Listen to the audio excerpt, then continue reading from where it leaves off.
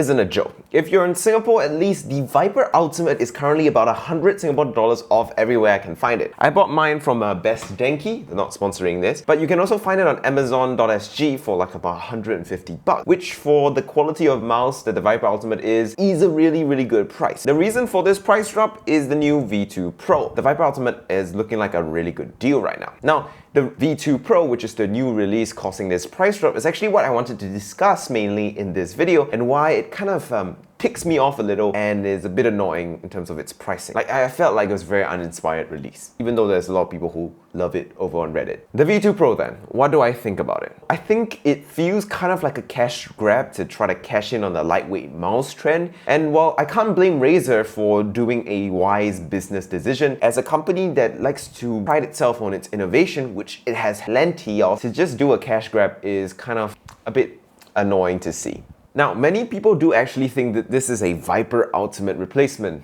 but the V2 Pro is clearly not one. I mean, even Razer in its naming scheme agrees. They call it a V2 Pro, not a V2 Ultimate. So why does it cost pretty much as much as the Razer VIPER Ultimate's MSRP when that mouse first came out? It is 16 grams lighter than the VIPER Ultimate, which is a big improvement and puts this VIPER in the same weight range as the G Pro X Superlight. In fact, it's 5 grams lighter than that, which is really impressive. Nice to see. I know a lot of people care about that. And it also does bring a new sensor that does 30,000 dpi, which no one cares about. And it also does bring new switches to the clicks that are supposedly better, though I'm gonna be honest, the VIPER Ultimate's clicks are already very good, so I don't think anyone's gonna really notice a difference. But what the V2 Pro loses is also quite a bit as well. It loses the charging dock compatibility and accessories. It loses the ambidextrous 8-button layout, one of the biggest features of the VIPER series, the fact that it's ambidextrous and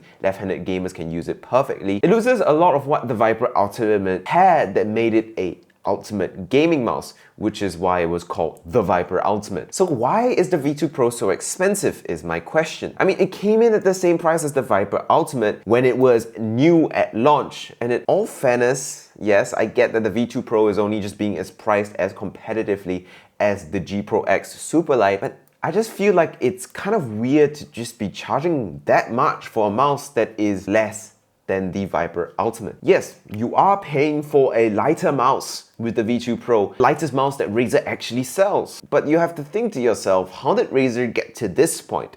Did they develop a new shape? Did they have fancy material engineering to make sure it's still rigid while being light, like the VIPER Ultimate when it first came out? No, what they really just did was take the insanely good VIPER Ultimate, which they had already engineered and developed in the past, and then removed the charging dock thing and strip it out of all its comfort of life features, remove its ambidextrous support by removing the buttons on the right to save those 16 grams. Sure, Razer does try to justify this new high price that is as high as the Ultimate by adding a new sensor and adding new clicks. But the thing is, with the original Razer VIPER Ultimate, it also had a new sensor and new clicks released with it, included in its price. And on top of that, the Ultimate was not only adding new clicks and a sensor, it was, using new materials to be lighter. It had to develop the wireless connection features. They had to include the cost of a charging dock and include the cost of the compatibility for the charging dock with the VIPER Ultimate. And yet it only costs a little bit more at its MSRP than the VIPER V2 Pro. Those were the Gen 1 mice. And when we will have a first generation of something with really high-end kind of innovations and new developments, it's going to cost a lot. And that's why I think a lot of us were okay when the G Pro Superlight and the VIPER Ultimate first came out, despite costing more than any other gaming mouse that has been released before, apart from probably Final Mouse. The V2 Pro doesn't have any such justifications, and frankly, there is no reason for it to be this expensive. It should be cheaper, but it isn't, which is extremely frustrating for what feels like kind of a quick cash grab done because they took the VIPER Ultimate, which is a 2-year-old mouse at this point, and then made it worse,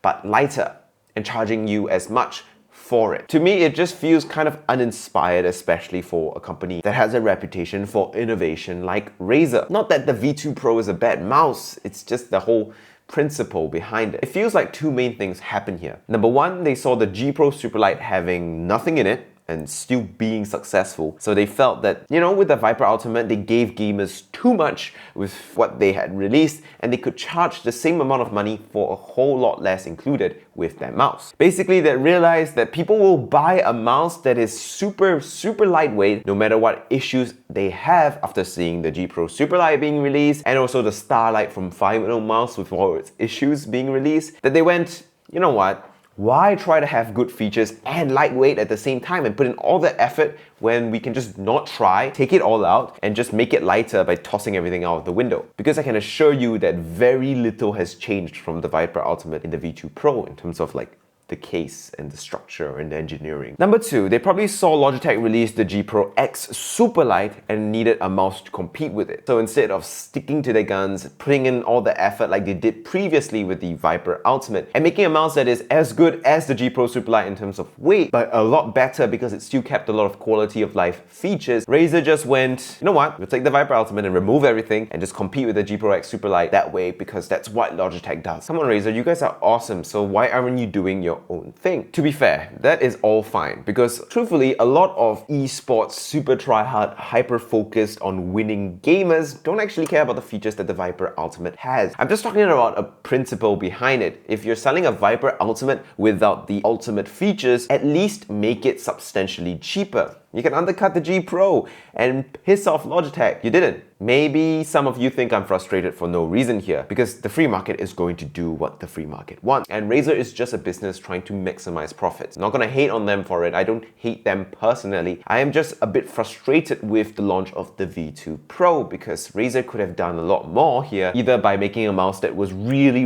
revolutionary in some ways, or made it by making a mouse that was really impressive in some way apart from its weight. They could have made it impressively priced relative to its Logitech competition. They could have made it impressively full of features despite being lightweight, but they didn't go either way. They kept the same price, the status quo, and then they cut weight, which for a company as innovative as Razer is uninspired. Look, it's not like the V2 Pro is a bad product. I'm sure it's gonna sell buckets. And if you like the VIPER shape and you want the absolute lightest version, it's kind of your main and only choice. But because I'm a reviewer, it bums me out when a company that is very good and very clearly capable of releasing extremely awesome stuff releases a product like the V2 Pro where it just feels kind of like a can of sparkling water left out to lose all its fizz.